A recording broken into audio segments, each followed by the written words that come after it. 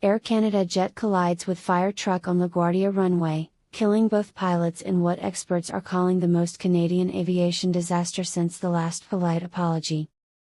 In a tragic incident that has aviation experts scratching their heads and passengers demanding free poutine vouchers, an Air Canada regional jet slammed into a Port Authority fire truck while landing at LaGuardia Airport late Sunday night, killing both pilots and injuring dozens of others.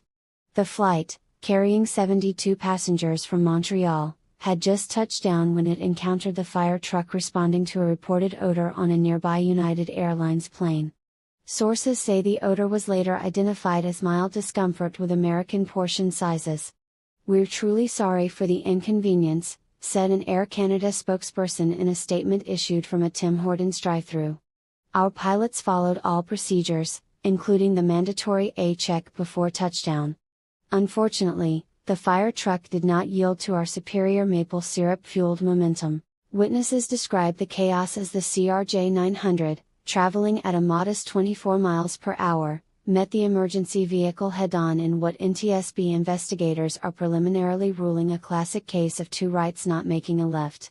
One survivor, still clutching his tiny complimentary pretzel bag, told reporters, "I heard a loud crunch, then the flight attendant asked if anyone needed a blanket for the emotional support moose." Transportation Secretary Pete Buttigieg was quick to respond via X, "This is why we need more inclusive runways and gender-neutral fire trucks." Also, high-speed rail. Critics pointed out that high-speed rail wouldn't have helped, as it would have just arrived 3 hours late with a $400 surcharge for emotional damages. The fire truck, which had been cleared to cross the runway, reportedly flashed its lights in what officials believe was an attempt at international signaling. "In Canada, that means after you," explained a Port Authority official. "In New York, it means move or you're getting sideswiped by a regional jet." Air Canada has already announced enhanced safety measures, including new pre-landing announcements.